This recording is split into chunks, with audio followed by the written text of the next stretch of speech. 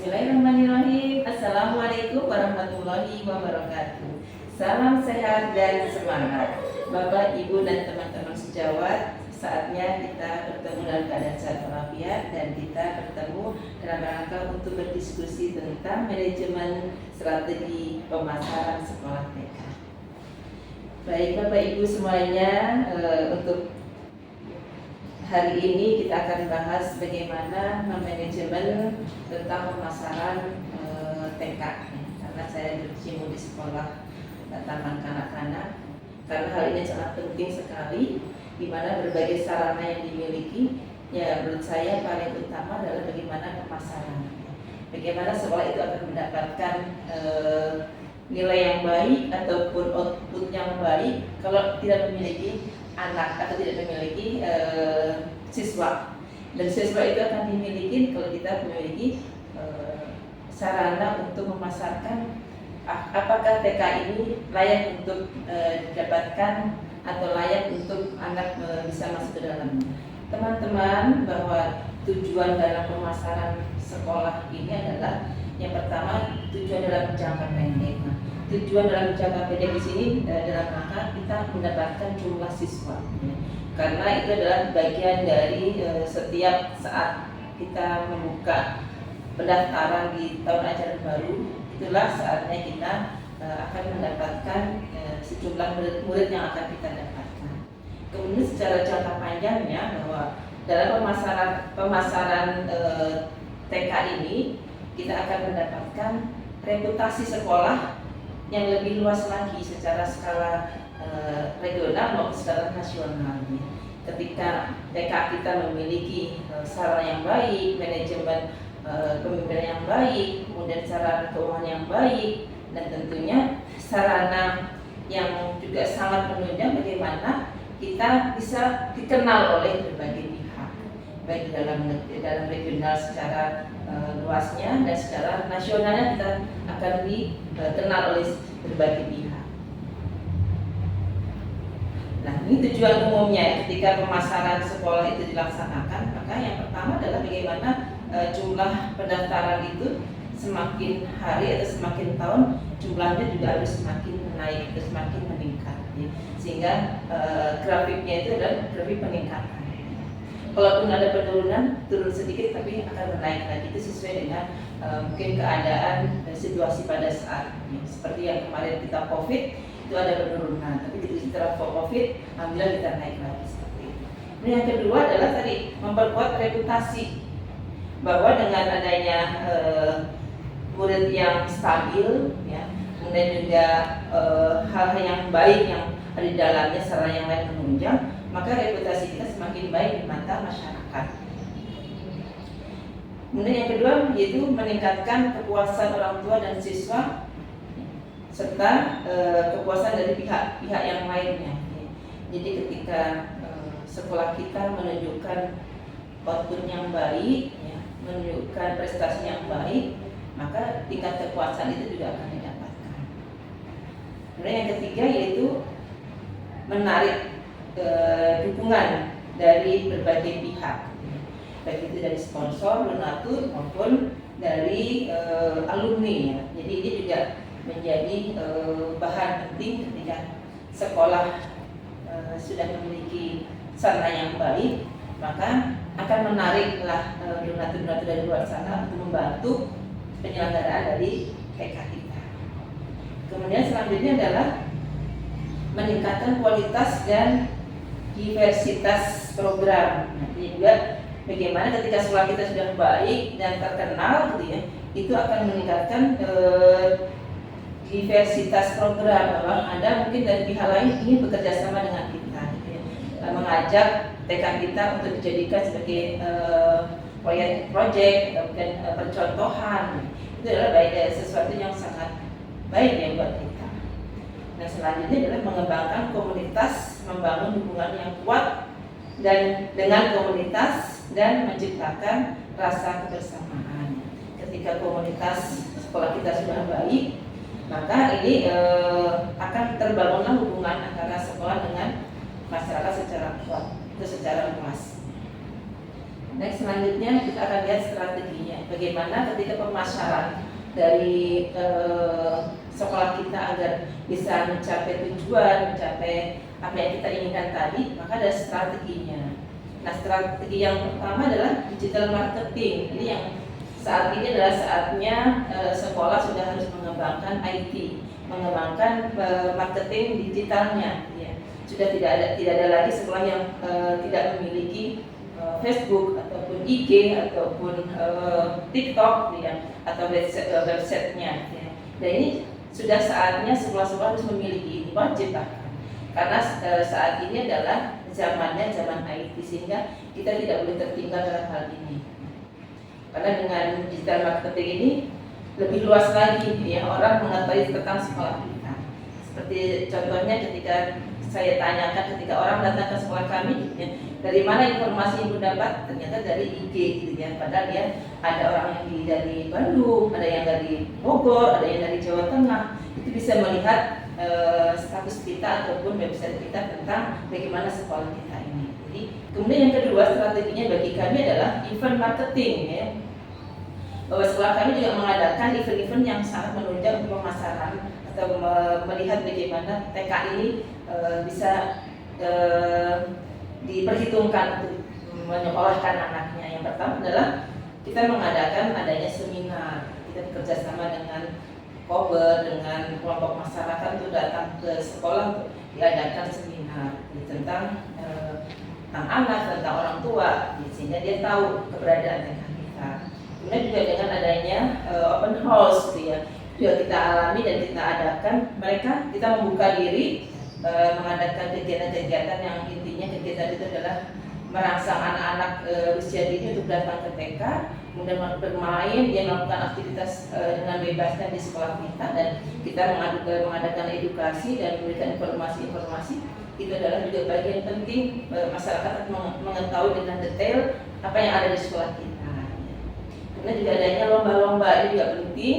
Kita mengadakan lomba-lomba antar sekolah yang di PAUD atau di Kober gitu ya. Jadiin satu, kemudian kita mengadakan lomba, itu juga bukan menunjukkan event-event bagaimana mereka tahu tentang sekolah kita. Ya. Kemudian yang ketiga, partnership marketing, kerjasama. Ya. Jadi kerjasama ini sangat penting, bahwa sekolah ini memerlukan adanya kerjasama dengan lembaga lain ataupun dengan perusahaan atau dengan instansi lain. Seperti kemarin kita mengadakan kerjasama dengan Sari Roti, kerjasama dengan Armed, dengan kepolisian, dengan puskesmas. Ya. Semuanya itu dalam rangka bagaimana sekolah juga memiliki program keluar untuk outing kelas. Biasanya anak-anak itu punya pengalaman di luar selain di sekolah. Jadi juga merupakan menjadikan strategi kita bahwa oh ternyata sekolah kita itu atau TK ini mengembangkan berbagai aspek, sehingga mereka sekolahnya tidak hanya di sekolahnya saja. Jadi ini juga menjadi perhatian bagi masyarakat. Nah, implementasinya dalam strategi yang ini adalah dalam pemasaran sekolah kita adalah yang pertama adalah menentukan tujuan dan sasaran atau sasaran yang harus kita dapatkan. Jadi tadi kita sudah bahas tujuan-tujuannya. Kemudian yang kedua, bagaimana sasaran-sasarannya? Apakah sasaran yang kita dapatkan itu adalah mencapai pada sasarannya? Misalnya dengan tahun ini kita membutuhkan siswa 50 atau 60 orang.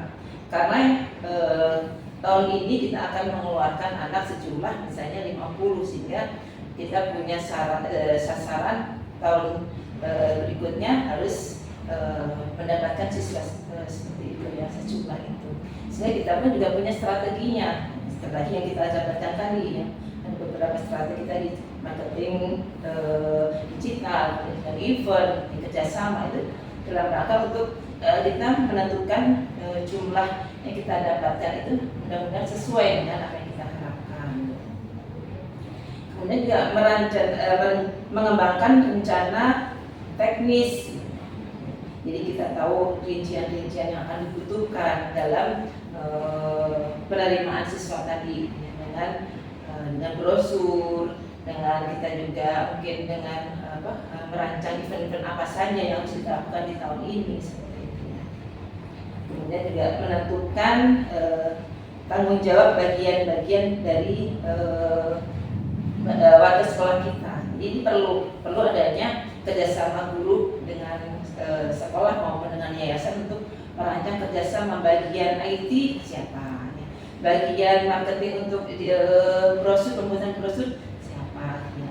Kemudian juga dalam PJ untuk mengadakan event-event siapa. Dan semua itu akan kita tugaskan bersama-sama dalam rangka untuk mencapai tujuan kita, yaitu memasarkan tekad kita dan mendapatkan penerimaan siswa yang kita harapkan. Ya. Selanjutnya yaitu menyesuaikan strategi berdasarkan evaluasi yang kita dapatkan. Jadi kalau strategi tadi sudah kita buat, tentunya kita juga harus selalu mengevaluasi perkembangan saat ini, gitu ya. Jadi kalau kemarin kita sudah buat suatu strategi, maka ketika ada hal-hal yang sekarang kekinian, maka kita harus merubahnya, harus segera merubahnya untuk mengikuti kekinian. Jadi juga perlu adanya ketajaman mata, ketajaman telinga, ketajaman dalam pola pikir untuk memikirkan strategi yang baik seperti apa tahun ini, gitu ya. Nah, Bapak Ibu semuanya yang saya cintai, bahwa peluang yang harus kita miliki di sekolah kita ini tentunya harus ada hal-hal yang harus kita miliki ketika kita harus memiliki sekolah yang produktif, sekolah yang ideal. Ini beberapa hal yang harus kita miliki. Yang pertama, teknologi pendidikan. Jadi penggunaan teknologi terbaru meningkatkan proses belajar mengajar dan manajemen sekolah. Jadi insya Allah tidak ada lagi sekolah yang tidak memiliki laptop, tidak memiliki TV smart, gitu ya, tidak memiliki handphone, ya. Sehingga itu adalah bagian alat untuk digunakan dalam belajar mengajar dan dalam manajemen sekolah kita. Kemudian yang kedua, kolaborasi dengan instansi, ya, seperti yang tadi kita bahas, bahwa peluang yang harus kita miliki dalam sekolah itu ketika kita berkolaborasi dengan instansi terkait, ya, entah itu perusahaan, entah itu organisasi, entah itu industri, ya. Ini harus kita miliki. Kemudian yang ketiga adalah program studi banding. Ini juga harus menjadi program dalam sekolah, semua sekolah, bahwa ketika kita tidak merasa kita yang paling baik, tidak merasa kita paling bagus, tapi kita juga harus punya studi banding dengan sekolah-sekolah yang lain lebih baik lagi, yang lebih maju lagi, yang lebih sukses. Nah, di sini kita punya motivasi untuk memperbaiki. Kemudian pengembangan profesional guru, ini juga hal yang penting harus dimiliki oleh sekolah, ya. Jadi pengembangan guru kita untuk jadi guru yang lebih profesional lagi adalah menawarkan mereka untuk pelatihan pengembangan diri, ya. Begitu seminar, pelatihan, ya. Kemudian juga mengadakan mereka kajian-kajian yang ada dalam sekolah kita, gitu ya, untuk dikaji tentang anak khusus atau mungkin anak-anak yang memiliki keistimewaan, dikembangkan di situ gurunya untuk bisa meneliti. Inklusi dan keberagaman. Ini juga mendorong lingkungan inklusif ini merangkul keberagaman untuk menciptakan suasana belajar yang positif dan suportif. Sekolah harus menerima anak-anak yang berkebutuhan khusus atau memiliki anak-anak yang memiliki hal-hal yang perlu dikembangkan yang mungkin tidak seperti anak normal, dan sekolah wajib menerimanya. Nah, tentunya bagi kami karena kita bukan sekolah inklusi, jadi kita ada batasan setiap kelas itu maksimal 2 anak dari 18 orang. Jadi kita bisa menjadikan mereka sebagai anak-anak yang bisa bersosialisasi dengan anak yang lainnya. Nah, kelemahan-kelemahan yang harus dihindari atau diminimalisir oleh sekolah, ya, supaya sekolah kita menjadi sekolah yang unggulan, yaitu yang pertama, kurangnya sumber daya. Jadi kurangnya sumber daya ini jangan sampai kita memiliki kekurangan dana sehingga kita tidak bisa melakukan sesuatu yang lebih baik. Jadi strategi untuk pengelolaan keuangan ini juga penting, ya, ketika sekolah bisa menghasilkan sumber dana yang bisa memberikan keberlangsungan sekolah ini, ya. Entah itu dari tadi donatur, entah itu dari proposal, entah itu dari BOP, itu dikembangkan sebaik mungkin untuk menjadikan fasilitas untuk sekolah kita. Nah, yang kedua, kurikulum yang usang. Jadi kurikulum yang dulu sudah tidak berlaku, maka tidak digunakan lagi, digunakan dengan kurikulum yang relevan saat ini, yang dibutuhkan sesuai dengan zaman. Karena pemerintah itu mengkaji ulang kurikulum itu sesuai dengan zamannya. Ketika dulu kurikulum 13, sekarang sudah kurikulum merdeka, maka kita juga mengikuti kurikulum yang ada yang dicanangkan oleh pemerintah, karena itu sudah relevan dengan kondisi-kondisi zaman sekarang ini.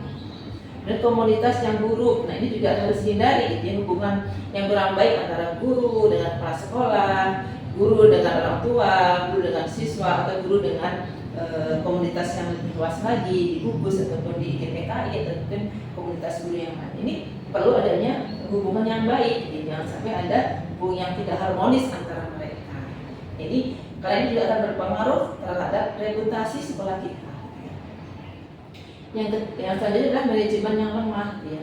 Jadi manajemen yang lemah ini terkait dengan kepemimpinan yang tidak efektif yang bisa menghalangi perkembangan sekolah. Di kepala sekolah yang tidak memiliki kapabilitas untuk memimpin, sehingga sekolahnya tidak ada kemajuan, gitu. Jadi stagnat aja, gitu, ya.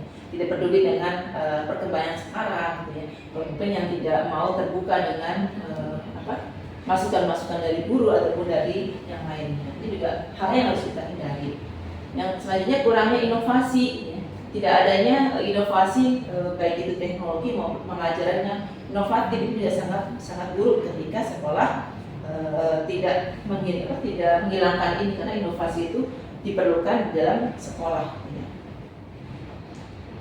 Nah, ini untuk pengukuran apakah strategi dalam pemasaran TK itu berhasil atau tidaknya, maka adanya pengukuran dan evaluasi setiap akhir tahun ataupun di akhir tahun ajaran. Kita suka mengevaluasi, ya, kinerja kita dalam 1 tahun ini, apakah ada hal-hal yang perlu ditingkatkan atau hal-hal yang perlu dihindarkan atau hal-hal yang perlu ada pengkajian ulang. Yang pertama adalah performance indicators atau KPIs. Ya, tentukan indikator kinerja terutama seperti dalam jumlah pendaftaran siswa baru, tingkat retensi siswa, tingkat partisipasi dalam acara sekolah. Nah, tadi yang sudah kita rancang, misalnya tahun ini kita mau apa aja programnya, mau kemana, mau bagaimana, itu sudah ada, ya. Kita kaji ulang ketika di akhir tahun atau di akhir semester.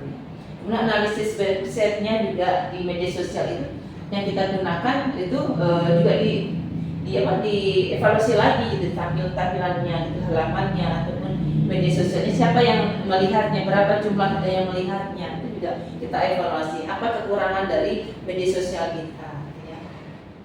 Kemudian survei kepuasan, lakukanlah survei kepuasan, misalnya kita mengadakan adanya form, ya, pada orang tua, dikasih beberapa pernyataan atau pertanyaan pada orang tua tentang kepuasan dari kinerja kita selama 1 tahun ini. Ini juga sangat penting untuk membantu bagaimana meningkatkan kualitas dari pendidikan kita. Kemudian juga umpan balik tadi, ya, tadi seperti yang tadi kita berikan pertanyaan pada siswa, pada orang tua, maka itu umpan baliknya pada kita, kemudian didiskusikan bagaimana penyelesaiannya ketika itu ada hal-hal yang perlu diselesaikan atau perlu ditingkatkan. Kemudian penilaian kinerja akademik dan ekstrakurikuler, analisis peningkatan kompetensi akademik dan partisipasi dalam kegiatan ekstrakurikuler sebagai hasil dari strategi pemasaran. Ini juga perlunya dievaluasi pengkajian tentang penilaian kinerja dari guru, dari program sekolah, ya, dari kegiatan-kegiatan ekstrakurikuler yang kita lakukan. Saatnya kita simpulkan apa yang kita sampaikan pada hari ini, ya, terkait dengan strategi pemasaran sekolah. Karena sebagus apapun sekolah kita, kemudian gurunya semahir apapun, kemudian juga manajemennya sebagus apapun, tapi ketika kita nggak dikenal oleh masyarakat banyak, itu adalah hal yang sangat konyol ya, ketika kita sudah bagus semuanya tapi tidak ada yang daftar, tidak ada yang tertarik pada kita. Karena pentingnya di sini tentang strategi pemasaran sekolah kita. Strategi pemasaran sekolah kita adalah rencana yang menyeluruh yang dirancang untuk meningkatkan visibilitas, daya tarik, dan reputasi sebuah institusi pendidikan di mata calon siswa, orang tua, dan masyarakat luas.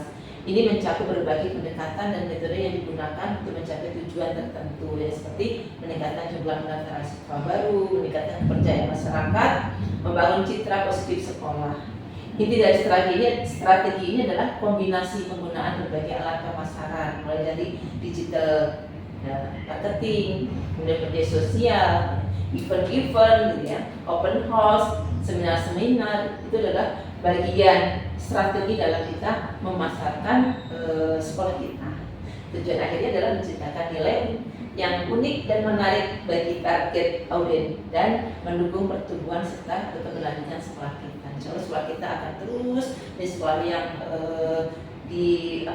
dijadikan referensi ya bagi orang tua, sehingga orang tua itu dari mulut ke mulut dengan sendirinya, oh sekolah si A ini loh, gitu ya, nanti kesini loh, gitu ya. Jadi ini juga menjadi bagian yang sangat penting sehingga sekolah kita akan mudah mendapatkan siswa ketika strategi pemasaran kita sudah baik. Terima kasih, itu saja.